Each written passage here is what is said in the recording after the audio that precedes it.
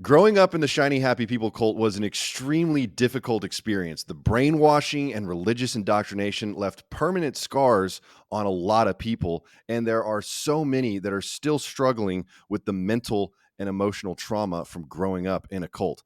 I wanted to talk to an expert about the impacts of growing up in a cult, so I invited my favorite mental health advocate, influencer, and internet therapist, Dr. Kristen Casey, to talk today. Dr. Casey, thank you so much for being here.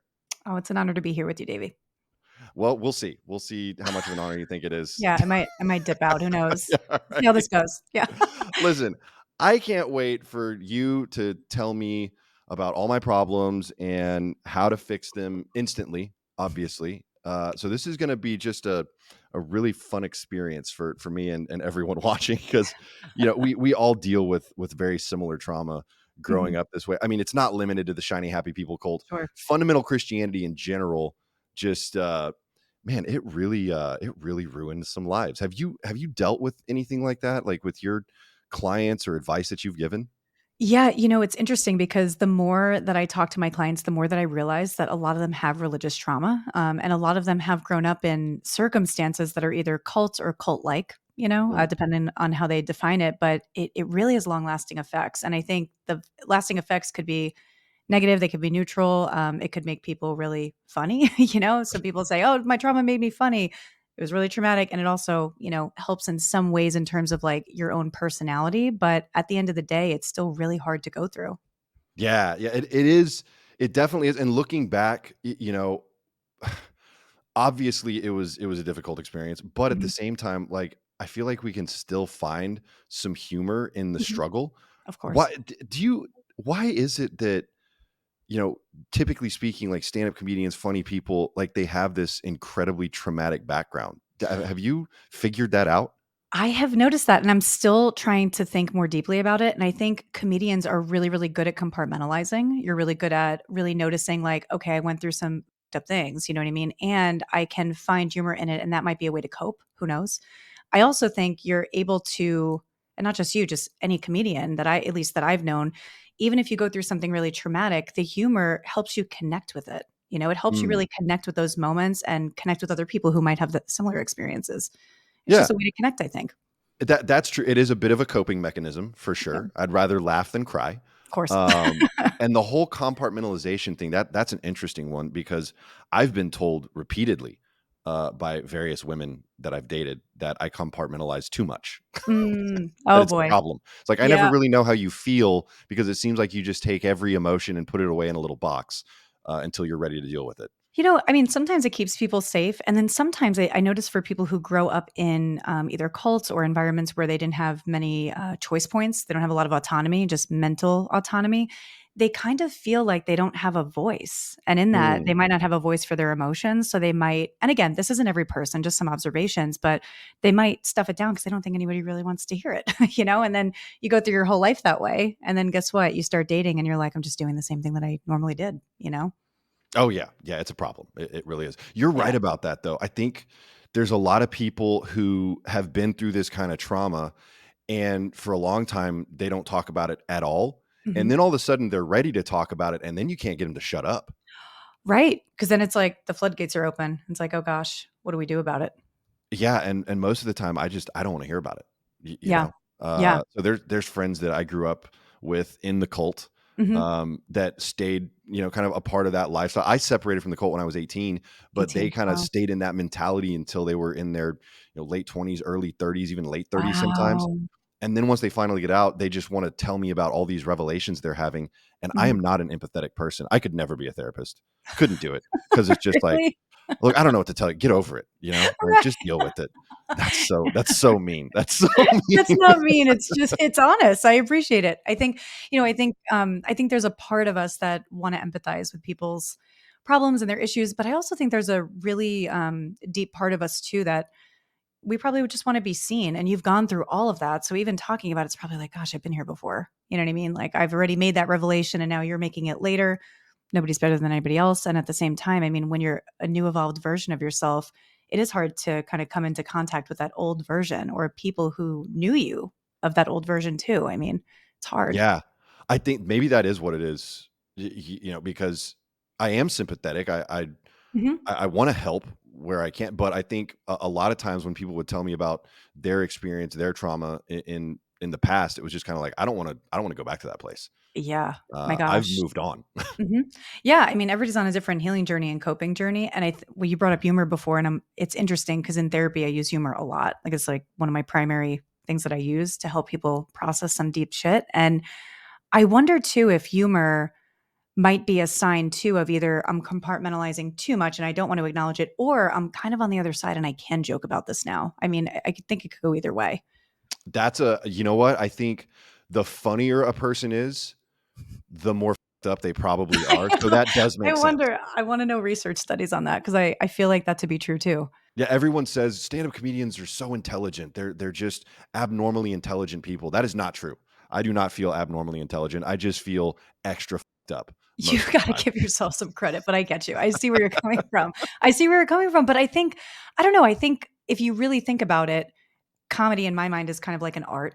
You know, it's an art of like, how do I deliver this information in a way where people will understand it and take what I'm saying, but also find the really fine line between this is fucked up and this is really funny. I mean, I think Mhm. that that's something comedians do really well. I mean, not every comedian, but most that I know. Um, but when it comes to trauma, especially with a cult, I think it is a touchy subject and it is hard for people to laugh about it. And there are parts of it that are incredibly traumatic and just are Mhm. unforgivable.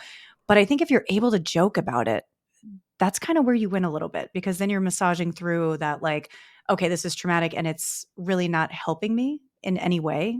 Not that trauma helps us with much, but I do think that if you're able to joke about it, again, it just connects you to other people, and I think it's incredible.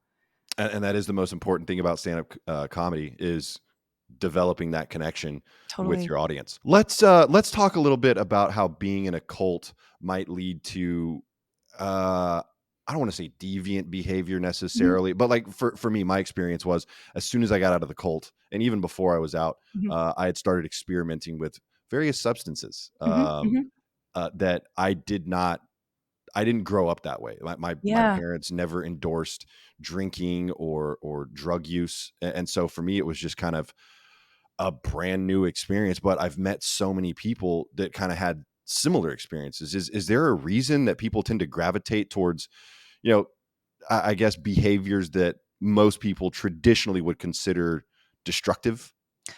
It's a really good question, and typical psychologist answer is it depends, you know, because there's so many variables. I think we think about dispositional personality traits, we think of genetics and all that stuff, and then we also think of environment, growing up in a cult, right? And then we think about our own parental influences, peer influences, all these things, and then you think about like socioeconomic status, all these layers, right?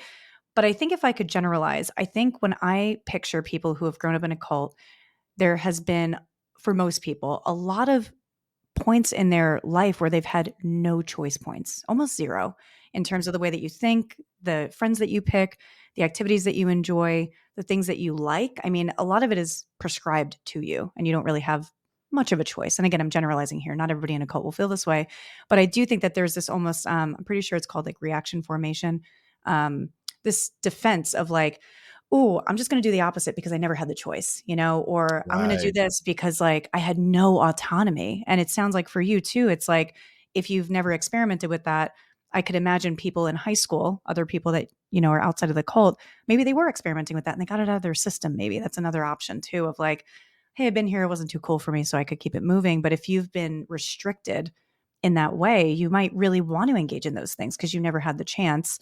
And then I think it could be destructive because really what you're probably experiencing, and this might not be true for everybody, is now I'm able to have my autonomy. And that means more to me than actually my well being. So it's almost like this weird misalignment of, you know, your own values too, which is hard. Oh, that's interesting. So I always just considered it, well, I just overindulged. Mhm. But maybe it was more so just like now that I finally have this autonomy, it's I don't care about how I'm feeling, how I'm doing. I just Mhm. want to pursue autonomy as far as I can. Yeah. It could also be like, you know, a fuck you to the cult too. I'm saying like, Yeah. hey, I'm just going to do what I want to do now. You know what I mean? It could be so many things, but I do notice that people who, are leaving cults or in the process of leaving or who have left, a lot of them struggle with like lifelong issues of autonomy, self-confidence, trusting their intuition, trusting themselves. trusting other people, emotional reciprocity, emotional intimacy. Um, a lot of those things are really hard because you've been taught that a lot of people in cults, at least ones that I've worked with, your value is derived from your ability to be a team player in this experience. And if you are othered in some way, you have a different thought or a different view or something like that, all of a sudden nobody respects you just because you had a thought that was different, you know? It's a really hard place to be. That's an interesting point too, because it really was, you've got to obey the rules, Mhm, follow the leader. In the Shiny Happy People cult, the leader was dad.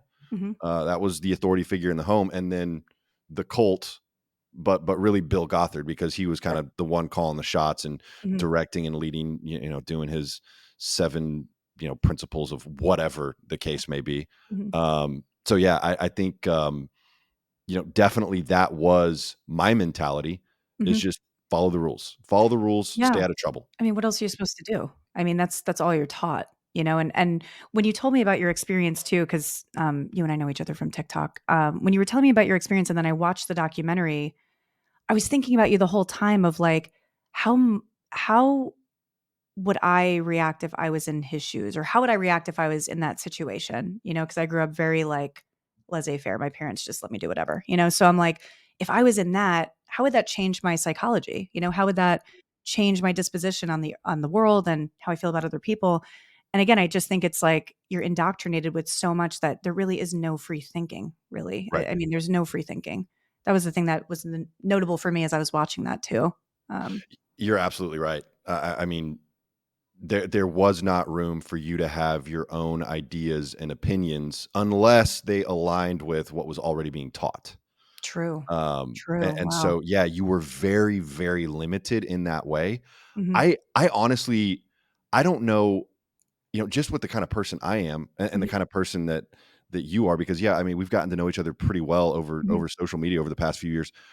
I don't know how I survived in that environment for as long as I did. And I Yeah. think maybe it was just, I was young and naive. Mhm. And once I finally kind of had this awakening when I was about, 15, 16 years old, that's when it was just really like, okay, I definitely can't do this. I want to be my own person. I don't want to be Wow. this cookie cutter, you know, Duggar clone that everyone else is trying to be in the cult. Yeah. How did if you don't mind me asking, how did you finally find, I don't know what the right word is, your voice, the courage, the will to kind of break away? Women, that's what it was for me. Hey, Like, you I know don't what? blame you. I don't blame you. Yeah. I really like girls, Yeah, and yeah. I don't wanna be a weirdo.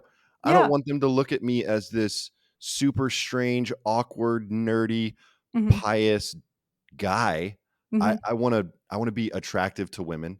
I Yeah. want to develop relationships with women. I mean, that's I was talking to, Josh Harris about Mhm. this, who wrote the book, I Kissed Dating Goodbye. Courtship and purity culture, that was the mentality in the cult Wow, that's growing right. up, right? Yeah. Yeah. And, modesty was a huge thing as well. Mhm. But when I was about 16 years old and, started noticing some of the girls in my church, I was like, they seem a lot more interesting to me, than maintaining my vows of purity and not ever kissing until I get married. I'd Right. much rather kind of explore that space a little bit. Totally, which is a normal, natural human emotion, human Yeah. experience. It So That's natural. Yeah. normal teenager hormonal Mhm. stuff. Of course. Yeah. Yeah, we weren't going crazy. We weren't having orgies or doing anything wild like that. It was just like, I wanna kiss a girl Yeah. and maybe feel a boob, That's all. That's it. That's Yeah. and who wouldn't, you know? It's just I think it's part of it, and I'm so happy that you had that shift because I noticed for people who are in it for the long haul, they have a lot of regret and guilt about like, "Hey, I wish I would have came to this conclusion sooner," and everybody's on a different path, but I'm really glad that you were able to find yourself. Really, honestly, I think it's great that you were able to find yourself. Yeah, I appreciate that. It was a very cool experience kind of breaking away from that mentally and Mhm. emotionally. But the problem with me was, while I was finding my autonomy, I kind of, rather than serving the cult any longer, I started serving, I guess, hedonism to a degree. Oh my gosh. Um, and really the problem was the drugs and alcohol. Yeah. That one got me good. That and Yeah. I didn't break away from that for another Mhm. at least 10 years. I wonder if, like, if there was education in a really objective way about, like, drugs and alcohol and the effects and having a little bit more of an open mind of like, "Hey, if you experiment, it's okay, but just, like, make sure," like, all those things, like, having a little bit of a different approach if maybe your experience with drugs and alcohol would have been different. It just seems like it was just so shunned for so Oh, long, you know? absolutely. Yeah, I think drugs and alcohol having a productive dialogue around that, Mhm. even just getting the birds and the bees talk, Yeah. Yeah. never got that. Had Mhm. no clue about anything. Wow. Um, but I think if if there had been like more of an openness to experimentation, Yeah. whether that's with substances or sexuality, whatever the case may be, I mean, that would just fly so hard in the face of everything that the cult stood for, because it really was about preserve your purity at all cost. Yeah. And that was with the opposite sex, or Mhm. what you put in your body, what you put in your mind. I mean, even rock music was considered evil in the cult. Yeah, we weren't Really? allowed to listen to even Christian rock music, which How is did crazy. that is wild to me, like, that is so wild. Oh my gosh, Yeah. I even think of, like, just being deprived of the things that just from a very human standpoint, like, most humans enjoy.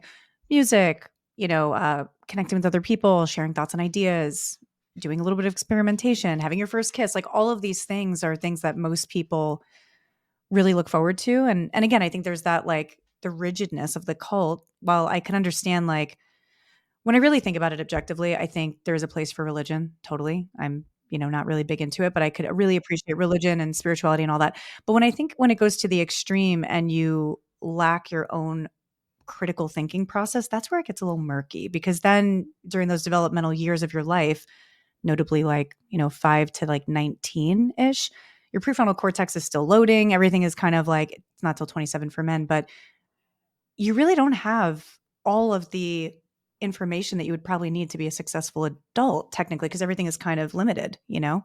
That's one of the main things that, I've talked to other former cult members about, is they never felt like they had the tools, the resources, the information to transition into adulthood successfully. Wow. It puts people at such a disadvantage because I think our minds are our greatest asset as humans, because it's the one thing that, separates us from other mammals. We have the ability to, like, just something as simple as, like, knowing when we're gonna die. Like, other mammals don't really know that, or the ability to critically think or know that we're sentient beings. Like, it's just, like, so interesting to know your background and where you are now, and I hope that you're proud of yourself, because that is, like, a huge, huge accomplishment to grow up in a cult and then create a life for yourself that's really fulfilling, I'm assuming, and Th- worthwhile and worth living, all of those things. And to be able to be a comedian on top of it, I think is a notable trait, because think about how I think it takes a lot for someone to acknowledge all of these things and then get to a place where they can joke about it. It just takes a lot, and maybe not for you, but just as a bystander watching you throughout the years, I just think it's incredible for you to reach Oh, that well, thank point. you.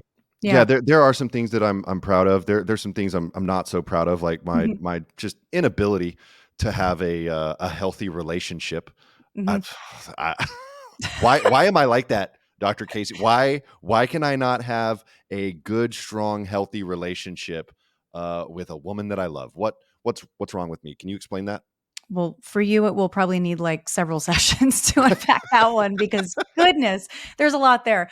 But I don't know, I wonder if there's, like, and I don't know you as well as, like, a therapist would know their client, of course, and it's not therapy, but I do wonder if there's a part of you that is scared of being seen, or scared of vulnerability and connection, or that emotional reciprocity, or knowing what love might actually feel like, and maybe there's an element of self-sabotage. I don't know. That could be Ooh, part of it. I'm gonna make sure none of my exes see this episode. That Okay, I good. can't give them any more ammo than they already have. I thought, Sorry. is that just like a fancy way of saying I have mommy issues? Is that what I that is? mean, yeah, yeah. I don't wanna Okay. blame your mom, but I mean, Oh, no, she's a great lady. She's a yeah, great yeah. lady. Great lady, But but I have been told I have mommy issues for sure. Yeah, yeah. I mean, you know what's interesting? I think with mommy issues, people like chalk it up as like, "Oh, it's just not a good relationship with your mom." I really think it's like you were probably taught like relationship with women is different, obviously because of what you went through. But maybe it's that maybe it's also too like you kind of have a deeper I noticed that people who are raised in cults, they have this like deeper sense of like not existentialism, but connection. Like they're able to sit in a room with somebody and just exist and talk without like distractions of like Huh. everything else. And that might be intimidating for some people too, like on the receiving end. Not a bad thing, you know? It's possible. Mhm. I mean, I've just been told that I have a my relationship with my mother is just too close. That Mm, she's too mhm. involved in my life, and that I Yeah. involve her too much in my life. I don't know if that's just the cult or Mhm. just the fact that I'm a mama's boy. I don't know. Yeah. I mean, it falls under mommy issues, so you might be right. But Yeah. I don't know. I think relationship with our mom, I don't know. I think it depends if you think it's helping or harming. It really is up to you to decide, really. Oh, well, I would never give up my relationship with my mother, so I don't Perfect. care what it's doing. Moms are gems. Most moms are gems. That's Yeah. I that's love my moms. mom. Yeah. Yeah. It is kinda interesting that me having mommy issues, I am most attracted to women with daddy issues. That's usually how it works. Yeah. Is it? Is that a normal Yeah. thing? Okay. I don't know if it's normal as much as it is coincidental, as much as it is like rooted in some sort of like trauma bond or what have you. But I think for people who have attachment issues or relationship or interpersonal issues in some sense, especially as it relates to intimacy, if you were to date somebody with like no trauma, everybody has trauma, but like relatively speaking, no trauma at all, I don't know if that would work. I Huh. really don't know how that would work because think about it. If you grow up with someone who has had less experiences where they have struggled in that Yeah. way, you're not better than anybody and vice versa. But you might not be seen in the way that you're hoping. That Huh. person might not be able to read you or hear you or see you. Like if I think about even my previous partners too, or anything like that, I think all of them have had some level of trauma, deep trauma, because I'm like, if I show up, I'm a little chaotic. I hope they could handle it because I fly off the wall too sometimes. So I'm like, if I was with somebody who was like clean cut and buttoned up and all of that, I don't know if that would work for me. Is it a preference? Maybe. Is it part of the psychology of it? Who knows? But just hypotheses. All I know is that it seems like every single time there is a magnetic attraction between me and I'm gonna call them, exotic athletes, put it that Okay. way. Gotcha. It just every single time. It does not matter what the scenario or the circumstance or the Mhm. environment is, it always seems like I find these dancers or they find me, Mhm. and we are just I mean, 2 peas in a pod. It's crazy. Yeah. Yeah. I think when we think about our preferences for partners too, it could be based on trauma. It could also just be based on like, I don't want to live a complacent life. And a lot of Mm. people who have experienced trauma, they are either funny or they have different personalities and stuff like that. It just really depends. Yeah, it's like I don't wanna have the white picket fence and 1.5 kids. I wanna go Mhm. crazy, and let's go crazy together. Let's just go nuts, you know? Yeah, let's take over the world. I love that. And there are people out there who want that white picket fence and they find their partner, right? And that's totally valid. But I think if you know for sure that's not what you want, then I think that's a beautiful thing too, Go crazy. Go nuts, Yeah, Who if cares? you want that white picket fence, go live your best boring life, I you know? know. I know. That's kinda how I feel about I love that you pointed out there, my inner fucked up child is attracted to other inner fucked up children. You know, I think there's an element of we call it in psychology like being seen, being able to be really seen. Like, if somebody really gets you, that feeling. And I think for people who have experienced trauma, they're just hoping that people see them in a way that they're hoping to be perceived. I think that's really it. And I think if you know that the other person may have gone through things that are like maybe not similar or maybe things that like you can't really relate to or vice versa, you're ultimately going to be speaking a little bit of a different language. It's not to say that people who have trauma can't connect with people who don't have intense trauma. That's not what I'm saying. But I think there's a level of like comfort in knowing like I'm not the only fucked up one here. Right? We've both been through some things. Yeah, Yeah. I think you're absolutely right. I have to find, like, my fucked up Cinderella. It's not gonna work for me to Yeah. go pursue the woman that's never been through anything because Mhm. the relatability probably just isn't really there. And she's probably gonna be a great person, not saying that, but it's like, yeah, the relatability might not be there, and it's all preference. Yeah, and they always just wanna fix me. Those women just Oh, fix me, and it mm, never works out, and we both end up real sad. Um, can't fix your partner. Yeah, yeah, that's a big no, one. that doesn't work at all. At least No. not in my experience. Maybe there's some people it has worked for, but for Yep. me, no. I just, Mhm. man, I just end up ruining their lives. Oh my gosh, so you're a fuckboy. Got it. Okay, didn't know that Yeah, about you. I don't think that's is that like a therapy endorsed term, Dr. Casey? No, no, I'm just playing. Huh, okay. What what is the therapy like, if you were gonna say it in therapist terms, how would you identify a fuckboy? Mm, where do I start? Um, Couple of terms that come to mind might be emotionally unavailable, um, attachment issues, mommy issues. I'm sorry, I'm calling you out right now, but Oh, that's wow. literally who it is. Um, what else? What else? You know, uh, there's so many that are kinda, like, derogatory too that I don't If you really say wanna say out loud. narcissistic, I swear to God. I don't wanna say it. I don't wanna say it because that's not it. That's not it. I think that's a term I have really strong views about that. Like, that's a term that's thrown around. There's, like, not many people who actually meet criteria for it, but yeah. Right? That's what I always thought, but I've been Yeah. called a narcissist by everyone. It's crazy.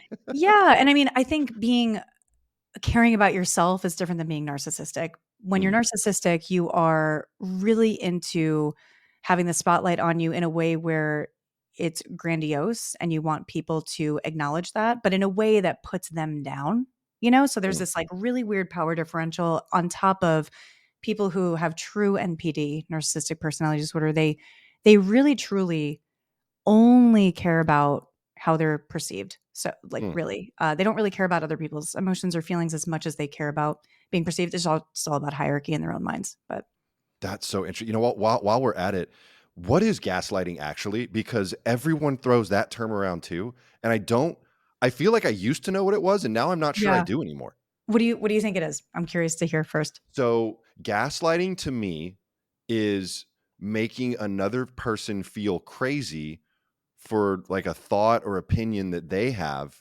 even though they're potentially right. Oh, you nailed it. I did? You nailed I it. knew what it was, and I You knew I wasn't a nailed gaslighter. I You knew I wasn't a nailed it. gaslighter. You nailed it. Yeah, it's a form of, we call it like a psychological manipulation. I know that word is Mm, pretty charged, but the person kind of attempts to, I don't know, incite self-doubt into that person, and confusion, and kind of like they loop them through like some, conversation in which they doubt their own intuition and their own thoughts, and then they might not agree with the person who's gaslighting, but they tend to question their own reality. I think that's the main part of, like, hmm. I'm questioning my own reality, and then their reality becomes distorted to match whatever this person who's gaslighting is trying to achieve. And I think a lot of it is for secondary gain. And sometimes people don't know that they're gaslighting. They just don't know. They're just trying to get their needs met. So I Huh. think it could be really traumatic for people, and it could also be this, kind of like a blissful ignorance sort of thing where they don't realize they're doing it. Because gaslighting is, you could be taught that from parents or friends or something like that, and you might not know you're doing it. But the point is, like, if I ask someone, "Where do you wanna go eat?" Mhm, and they tell me, "I don't know," mhm, and I tell them, "Just pick a place," mhm. and they tell me, "You're gaslighting me," that's not gaslighting, right? No, that's just either a difference of opinion or the other person feeling on the spot, I just you wanted to know? make sure about that. Yeah, yeah, and most of us don't know where the hell we wanna eat. I get it, it's I annoying. do, every time. Every time I know where I wanna eat, but Yeah. I pick a place and then that's a problem. Where I wanna eat is a problem, Yep, and so yep, I just ask, "Hey, where do you wanna eat? Since you yep. don't like where I wanna eat, where do you wanna eat?" And then I Mhm. become a gaslighter and a narcissist and potentially a sociopath. All 3 You of might those be things. you might be a sociopath, but we still love you. So, I'm kidding. You're not a sociopath by any means. You are not. I'm joking.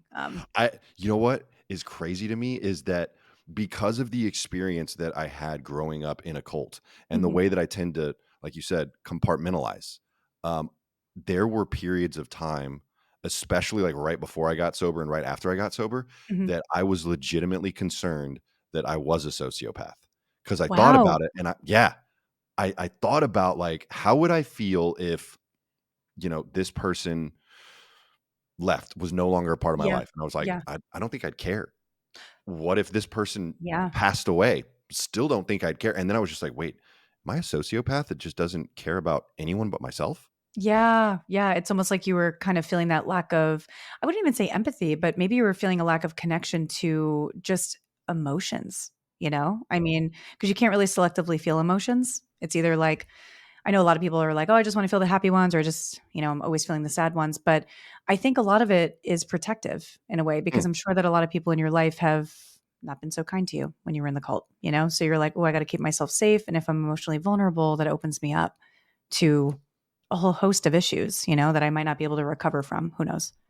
Well, yeah, it was almost like if you are emotionally vulnerable in the cult and you told someone what you were struggling with or, Mhm. whatever the case may be, they could use that information to manipulate or guilt trip or whatever. Yes. And so I feel like a Yes. lot of that did carry over. I think you're absolutely right about that. That is so my God, that's so hard. I'm just thinking about how difficult that is to really be because you know what it's like to be emotionally vulnerable, or maybe you don't because you're a sociopath. But when you open up, I'm messing with you. When you open up emotionally, you really are putting everything on the table. It's like you're putting all of your emotions and all of your stuff in the middle of the room, and you and that person are just looking at it. It's a really Mhm. scary place to be. And if you know that that's going to be used against you, why would you open up again? It Yeah. makes sense. It makes sense why you wouldn't. It makes sense. I feel like a lot of these former cult kids that I know, some of them that I grew up with, some of them that I met later in life, I think that they really struggle with exactly what you're talking about there. I Yeah. don't wanna be vulnerable because I'm afraid it's gonna be used against me. Mhm. Um, and I think that carries into relationships. I think that probably is a big part of my problem in relationships. Yeah. The common feedback I get is, "I don't even know if you care about me." It's like, "Well, of course I care about you. I spend all this Right. time with you. Mhm. You're a huge part of my life. Of course I Yeah. care about you." But they Mhm. just don't feel that emotional vulnerability or maybe that connection at times. Yeah. I mean, if you think about it too, I wanna be sensitive to the fact that, like, men are working against a lot when it comes to this, not all men are taught how to be emotionally vulnerable and open, and that usually isn't celebrated for men traditionally, So I think there's that plus the cult. I mean, plus, like, oh my gosh, like, how do I know if I could trust this person? I have a history of relationship issues. Is this gonna work out? I mean, all those things make sense. And I think when you think about emotional reciprocity, you might also be deriving yourself of really experiencing deep love and belonging, which you probably deserve. Hmm. It's a really tough place to be. But I think if you're feeling that sense of like, okay, I'm getting this feedback in every relationship, I guess the question to ask yourself is, what is my biggest fear? What is my Ooh. biggest fear in relationships? Like if just say if I were to like jump in, what's my biggest fear? Hmm. Probably disappointment Mhm. or actually failure. I think it would be the Okay. failure of the relationship would be the biggest fear for sure. Yeah, wow, that's a big one. Yeah. And when you think about failure, it's really connected to cult stuff, right? Because it's Very like much if so. I fail, that means I'm not good enough, and if I'm not good Mhm. enough, that means I'm not worthy, and if I'm not worthy, what's the point, really? And to avoid that failure, you just don't start in the first place. Can't You fail if I don't can't get fail in if a you don't start. relationship, right? Mhm, mhm. Yeah, and then you might be feeling that sense of and again, I'm assuming a lot here, but when you do find somebody that you're interested in, all the feelings come up because you're like, "Ooh, I have access to these feelings right now. This is great." And it probably feels so intense. And then when you start in with them, potentially you might pull back mentally, emotionally, whatever, because you're like, "Ooh, it's getting too serious. I don't want Mm. this to fail." Who knows? Yeah, I think there's definitely I think that's a huge aspect of why I struggle with Yeah. relationships. I was kinda curious because you kinda mentioned about, like, men's health and, it Mhm, not really being cool to be, like, emotionally available. mhm, What's the psychology of why women are always attracted to the bad boys? mm. What's going on with that? Yeah, that's still up for debate. And other psychologists might disagree with me. We all have different views on these things anyway. But I sometimes think that it could be a lot of us want excitement. A lot of us want spontaneity. A lot of us want all of those fun things, but we also want the stability thing. So when you think about women who are traditionally attracted to men who are quote unquote bad boys, whatever that means to the listeners. Um, it could be, I want this excitement. I want something different. I want to feel something, you know? But I think with that, when you choose someone who's emotionally unavailable, they're never really going to be there to catch you emotionally. They might be a great person. You might have fun. But when things get real, like when shit hits the fan, that's kind of when you start to notice, ooh, now this isn't so fun anymore. And now I'm in this cycle of this relationship of now there's this anxious attachment potentially, and then the avoidance. And then you're just doing this dance, you know, of like, Ooh. we can never catch each other. So I think of it this way: if you're able to find someone that you find excitement with and you could share moments with, but you could also be emotionally vulnerable with, that's kind of where you win. But I do think for men, it's really hard. Honestly, it's Mm. just really, really, really hard to go there because you're kind of competing with other men, which that's really the competition, right? If you think about traditional heterosexual relationships. And then you're even thinking about ego, which is like, how are other people perceiving me?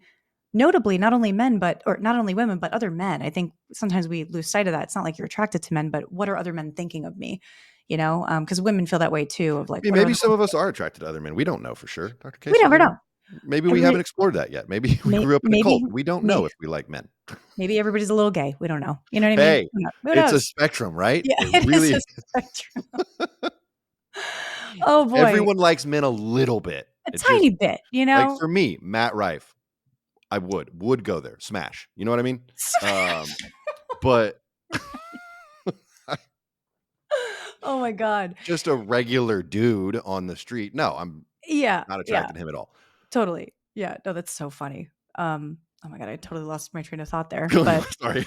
no, that was fun. That was so fucking funny. Yeah, it's I don't know, relationships are just weird, and I do think trauma informs our perception about relationships and how willing we are to go there emotionally. But if nobody has ever taught us to feel safe with our emotions, it's gonna be really hard to open up.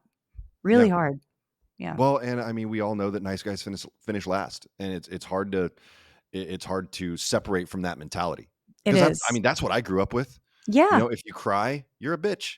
totally. So don't cry, don't show Totally. any emotional vulnerability, Mhm. and just stuff it all down. Just take all that emotion, just ball it up and Mhm. shove it way down, so Mhm. no one ever sees it. Yeah, nobody will ever see it and nobody will ever know. And I think there's a balance, right? Of like, hey, can I be emotionally open while also maintaining my sense of like, I could put this away at any time, you know? And is Mm. my partner going to see that? Is my partner going to be cool with that? Because I think you also have to find someone who's going to be open to all versions of you, you know, which is really important. Yeah, I mean, I think that it sounds ideal what you're saying. I think maybe part of the problem is the type of women that I have historically been in relationships with.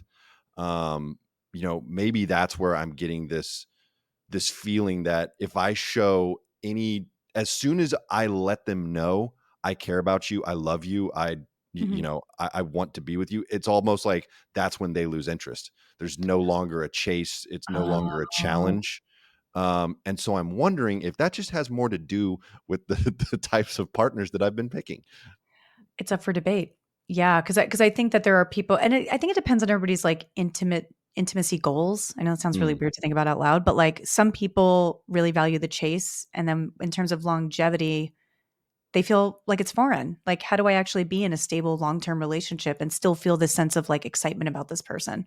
You know, a yeah, lot of people don't want that to leave, and they don't want that to be fleeting. They want it to stay. I think that that's a massive issue for me and a lot of other guys that I know. And Hmm. interestingly Hmm. enough, especially in well, at least my comedy community. Hmm. And I wouldn't even say we're all fuckboys necessarily. Certainly not all bad boys. I Right. don't even consider I consider myself a reformed bad boy because I'm I sober. love it. How Yeah. nerdy can you be? I don't even I ride a think motorcycle. What a so. loser I am, you know? Sobriety is very attractive for I think that sobriety is really difficult. And if people are able to maintain sobriety, it's like the willpower. Unless you've gotten sober, you might not know what it feels like, but the willpower to do that is so hard. I mean, it's really difficult, you know.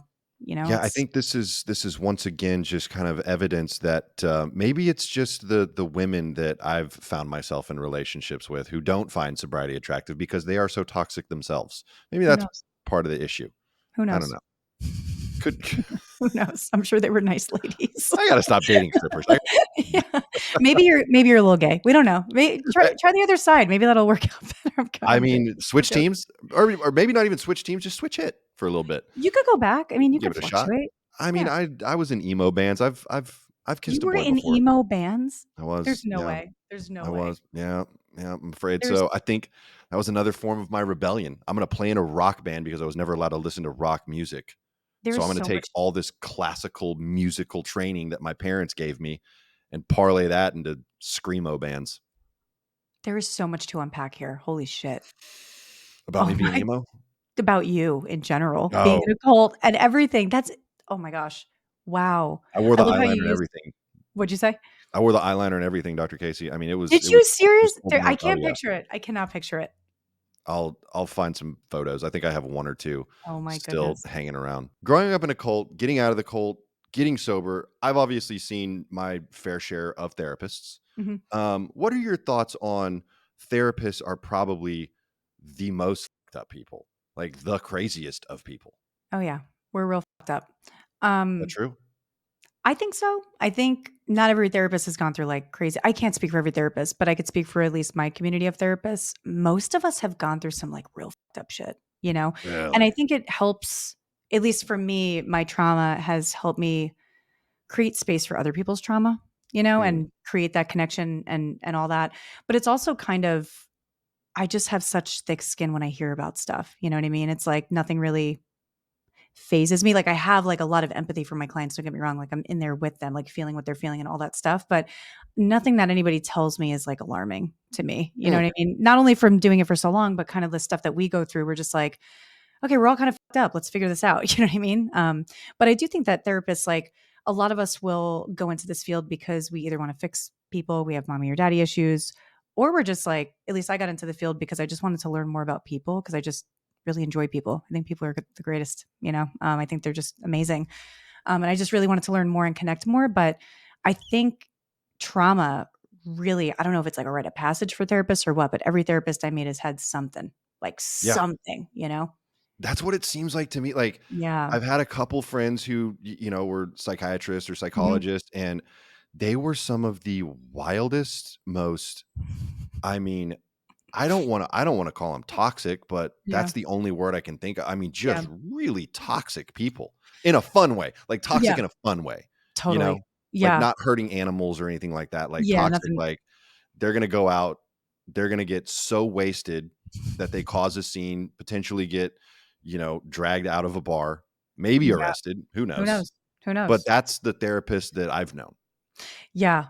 I think there's a fine line between ensuring that you're taking care of your own shit while you help your clients. Cause I think a lot of us, I was in this headspace for a little bit too early in my career, like, oh, if I help people with their problems, I don't have to think about mine, you know? Mm. And then here I was being that toxic person who like, yeah, would drink, get too drunk, stuff like that. I don't drink like that anymore, thank God. And I've had moments of sobriety too, which is helpful. But I think that if you don't handle your own shit as a therapist, you're just a little ineffective with your life. Doesn't mean you're an ineffective therapist in practice, but you have to fix your shit too. It does seem kinda disingenuous for a therapist to sit there and tell you, "Do as I say, not as I do." Yeah, That also sounds kinda it strange. sounds fucked up. Yeah, yeah. I even tell my clients, I'm like, for my clients who, just say struggle with substances or something like that, I might say, okay, if you are going to smoke weed, I'm not going to say no because I get it. And at the end of the day, how helpful is it? Are you actually handling your shit or are you just smoking it away? What are you doing? So I think there's definitely a fine line of how to deliver it. But there are therapists out there like, oh, sit and meditate. And they've never meditated a day in their life. So it's important to vet them out. Well, that's the interesting thing about, let's call it plant-based medicine, right? Mhm. I believe in the benefits of Sure. plant-based medicine, Mhm. but you have to take it as a medicine. Yeah, I heard another Yes. comedian buddy of mine Mhm. say this, Craig, he goes, you don't just sit there and chug Dimetapp all day. You Right. use it as Yes. prescribed. You Mhm. you dose it correctly, and I think it's gotta be the same thing with plant-based medicine. I just thought that was such 100%. an interesting observation. No, that's a really good observation because I even think, like, in terms of, like, the duration of use, the frequency of use, how much you're using, I mean, there's a therapeutic effect, and then it's not so therapeutic after a while. Depends how much you're taking. Yeah. Then it becomes abuse. Then it becomes an issue, you know? Like, I've done that with every pill imaginable, and and look at that's you now. it was just such a fun time, and yeah, look at me now. I can't Look at you remember now. anything about my childhood. It's wild. I have memory issues. I have cognitive issues. Here I am. Oh my, that was one of the other questions I was going to ask you, Dr. Casey, was just, you know, I have like these crazy blank spaces where Mhm, my friends will remember stuff that we've done. Maybe my family. mhm. I've had these experiences that people will tell me about, and I have no recollection of it. Do you think that's more so like a drug abuse thing, Mhm. or do you think that's like a brain thing, like just Yeah. keeping myself safe or something like that? Yeah, yeah. Really, really great observations. I think it could be a combination of both. I think depending on the type of use, the type of substance, all that stuff. I mean, we do know from the research that there are cognitive effects, there's memory effects, there's all these things that substances they affect our brain drastically, and depending on when you use too is really important too. Like, were you in that developmental age where your prefrontal cortex was still growing and all that stuff and Oh, big developing? time, Yeah, big time for so me. Yeah. so it could be a lot of that. I think for people who grow up in cults and people who have gone through, like, in my opinion, you know, really deep elements of, like, you don't have a sense of control, there's a lot of trauma, there's a lot of, like, lack of choice, all of those things. A lot of times our brains do kind of shut off to keep ourselves safe when we're in really traumatic experiences, and we might not know it at the time. Our brains are just doing it because they just kind of are like, "Oh, this is kind of fucked up. We probably should remember this?" It could also be an effect of aging. Sometimes we just don't remember certain things. I mean, think about it. Our brains only have a certain amount of capacity. So if we're going to remember, the Pythagorean theorem versus like my 21st birthday, it's probably going to be our 21st birthday if we don't use the Pythagorean theorem that often. So that also matters. I feel like you just called me a crazy old guy. I feel I like think you're a little that's old. what's Yeah. I happening. think we're overlooking that. I think you're Think what's ancient happening and, here and you're a is you're just sociopath. aging. Might be early onset dementia. We don't know for sure, but All you look pretty rough, bud. You are not aging gracefully. That's what I'm trying to say. Yes, yes. You look like shit. Yeah, that's what I'm trying to say. Oh, it's so funny. Oh my god. I would be the Oh, worst comedian because 'cause I'd be like, "Actually, I didn't mean that. You're a great person." I'm so sorry. No, I didn't mean to say it like that. No, no, it's Yeah, a joke, guys. I promise. I just have to say it, yeah. No, you look great. But I think, Thank you. yeah, it could be trauma. It could be a variety of things. I have so many more questions, so much more I'd love to talk to you about, Dr. Casey. Mhm. But I know we're out of time right now. I know. And before we leave, I wanted you to tell everyone where they can find you online because I know people are going to want to reach out, check out your content because it's so good, y'all. You really need to check out Dr. Casey's social media. Where can they find you? Oh, you're sweet. You can find me on Instagram. I'm on TikTok too, not as active there, but if you're on Instagram and you want like funny mental health content that has like an air of humor, but it could be a little deep, you'll probably want to follow me. So Dr. Oh, yeah. Kristen Casey on Instagram. Dr. Kristen Casey. And you also have a podcast, I believe. Do you Oh want to tell yeah. people about your podcast? Yeah. So the podcast is with three other mental health professionals, two other therapists, or no, two other psychologists and a therapist. And we have really fun banter. It's really light. We talk about really deep mental health topics, but in a light way for people to understand. It's called Welcome to Group Therapy. Yeah. So if you want to have an existential crisis, go check that out. Please have existential crises. That's it. That's our goal. That's our goal, is to make you question your whole life. Yeah.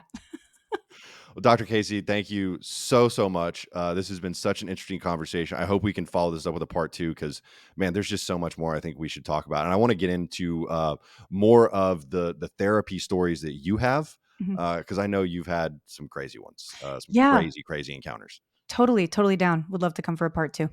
Awesome. Y'all, please like, comment, and subscribe. We will see you next Wednesday. Thank you so much again to Dr. Casey. We love you.